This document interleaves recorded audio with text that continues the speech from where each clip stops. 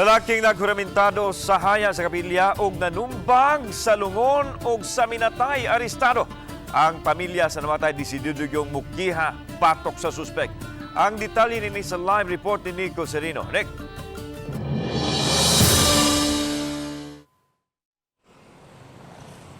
Yesla na ukay ang mga tao sa usa ka sitio dinhi sa barangay Luz human usa ka lalaki ang kalit nga misong og nagmaoy sa haya.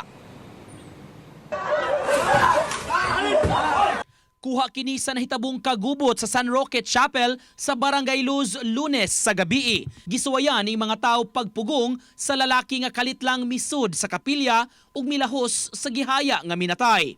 Gisumbag kuno niini ang lungon, nabuak ang bildo ug gingong nadapatan ang patayng lawas. Naukay ang mga tao sa palibot ug gigukod dayon ang suspect hinungdan nga nabukbukan usab siya. Ang 39 anyos nga suspitsado gipriso na karon sa Mabolo Police Station. Gipakurasyon na nasab gumikan sa mga samad nga iyang naangkon.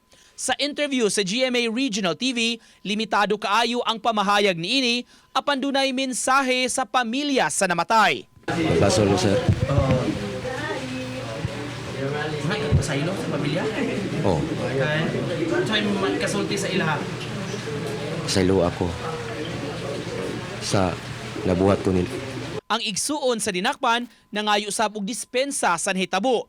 Pasabot niini, dunay giatubang nga suliran sa pamilya ang iyang igsuon nga usa ka panday ug mason. Mangayo lang yun yung pasaylo sa hingtungdan. Mao man gyud na ato ang pinaka-the best nga kuan ang pagpangayo gyud ang pasaylo. Mao to gabi dito ko gabi. Giadtuon ta namo ang pamilya sa namatay.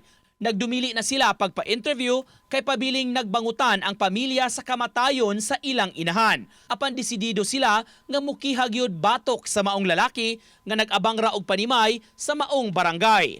Giandam na ang kaso nga isang at batok sa suspitsado. Suling ba yan ang hayaon niya ang tabo, nagwayad siya, kikibuak man niya ang gatong lungon, mahal din pa ng lungon.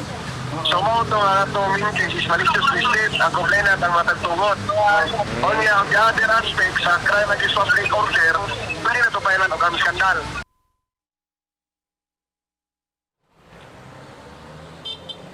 Sa pagkakaroon lan, padayon pangagihan ay ang kaso nga gitakdang isang at sa kapulisan ingon man sa pamilya nito namatay batok sa suspitsado. Lan?